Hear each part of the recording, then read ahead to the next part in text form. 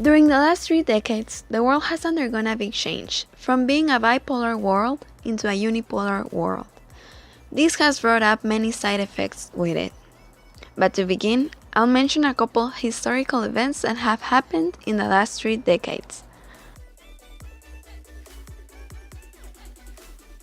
The attack on the World Trade Center consisted in an Al-Qaeda terrorist group who hijacked American Airlines, from which 2 planes were set onto suicide attacks targeting the Twin Towers of the World Trade Center in New York, and over 3,000 people died and many bodies remain unidentified. The Mars Exploration rover mission consisted in 2 robotic machines that were sent to Mars for the first time by the NASA with the objective to explore and gather information of our neighboring planet.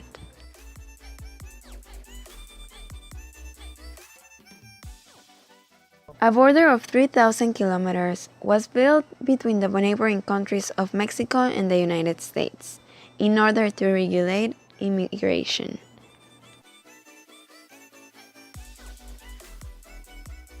An earthquake of large scale struck the country of Haiti, destroying most of its infrastructure and leaving a death toll of more than 100,000 people. Many citizens went missing and many were left injured.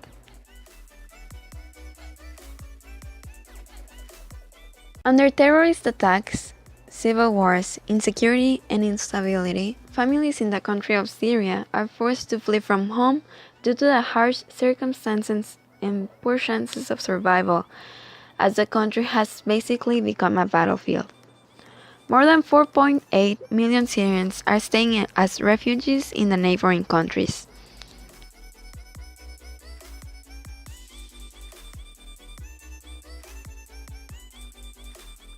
Under extreme unsanitary circumstances, most of West Africa was found under a massive epidemic of the Ebola virus disease.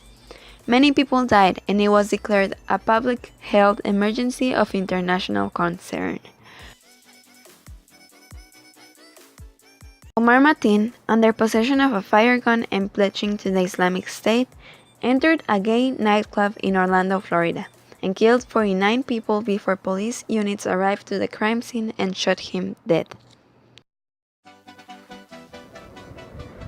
Part of the side effects of our unipolar world, in other words, dominated by one superpower that became the United States after the defeat and separation of the USSR in the Cold War, are globalization, by which many countries around the world created a union in order to make their nations stronger and their economies better.